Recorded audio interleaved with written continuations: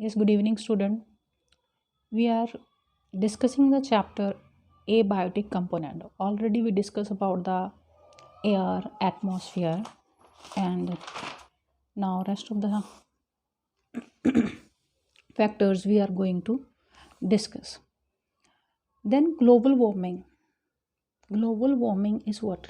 This is the increase in the temperature of the earth due to the increased amount of carbon dioxide in the air. We all know that the concentration of the carbon dioxide in the air is 0.03%, and when it increase due to the human activities, then it cause a global warming. Okay, it act like a blanket around the earth and trap the sunlight in the earth, and this increase the temperature of the globe. This is called the global warming. Then next is the wind. Wind is the another Wind is the another abiotic factor of the ecosystem. So the air is in motion called wind. Okay. So air is what? That is the wind is what? The air in the motion. So wind affect the plants and the various ways, particularly their rate of transpiration. We find velocity is high. Only plants with strong root system they can be survive over there. Okay, so wind is very much important. Why? Plants grow along the sea coast and on high altitude are exposed to the violent winds than plants grow in the plain areas. So the strong plants can be stay in the high wind velocity. The violent wind cause excessive transpiration in the plants.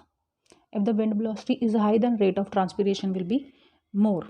Okay, then leaves become deeply incised and seated to reduce the effect of wind, though leaf lamina become smaller. Okay, to reduce the wind velocity. The wind help in the following ways. It help in the dispersal of seeds and fruit. Wind is very much important for the plants because the plants have only way to disperse their seed and fruits is wind. It help in the pollination. The wind pollination take place. Okay, the dispersal of the pollen grains, fertilization take place, dispersal of the pollutants. Okay, so dispersal of pollutants also take place through the wind. So wind is the one of the important factor means of the ecosystem. Then next is the water. Water is the again one of the essential requirement of the life. In the living organism, water make up the 70 to 90% of the body weight. So it means water is very much important. Okay. Of the total water available on the earth is 97.3%.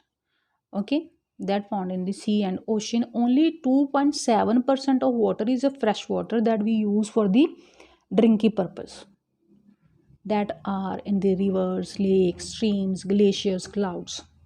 Okay, rainwater is basically is the purest form of the water.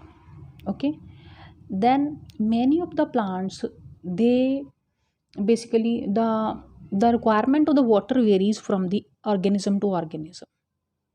So every organism have a different kind of requirement for the water. Many animals like camels and cactus have developed special adaptation for storing water and live in a dry places. We know that we you see the cactus plant, okay? So and camel also, they just adapt themselves according to the requirement of the water. They need more water, but they grow in the dry area. They live in the camel live in a dry area. So due to that reason, they have adapted themselves accordingly. Okay, so plants like water lily, ठीक है, econia, occur in the water with the floating leaves. They have a floating leaves, econia. And other plants have the large water lily have large circular floating and surface, float on the water surface. Okay, a waxy waterproof coating. Some develop their waxy coating, some develop the succulent leaves Some develop very well developed root system to reach up the water requirements. Okay, the next is the humidity. So humidity is the moisture content of the atmosphere. This is a very important biotic factor. It is directly regulate the rate of water evaporate from the body of the land organism by the transpiration. It can be precipitation, it can be, and other means it can be. So humidity is the amount of water vapors present in the air. It is also one of the most important factor. Another factor is the temperature. Most plants and animals grow well warm places, but some of need called climate. So we know that cold climate, sorry, most plants grow in warm places, but some need cold environment like a polar bear, penguins. They can only survive in the cold places. But on the other hand, tiger and lion and elephants, they live in a warm jungles and are not found in cold places. So everyone have the different kind of temperature requirements. Another one is the sunlight. Most important factor as plants prepare their own food by using sunlight. So sunlight, without the sunlight, the process of photosynthesis is not possible for the plants. They can't prepare their own food.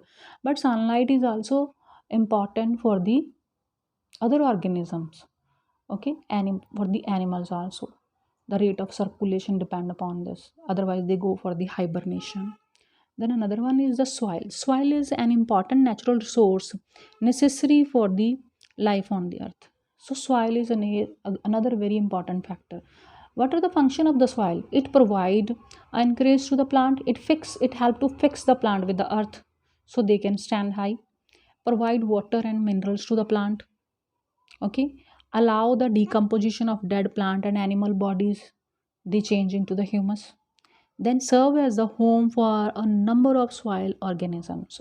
So another the soil is the another factor, abiotic factor, that is very important for the survival of the organism on the earth.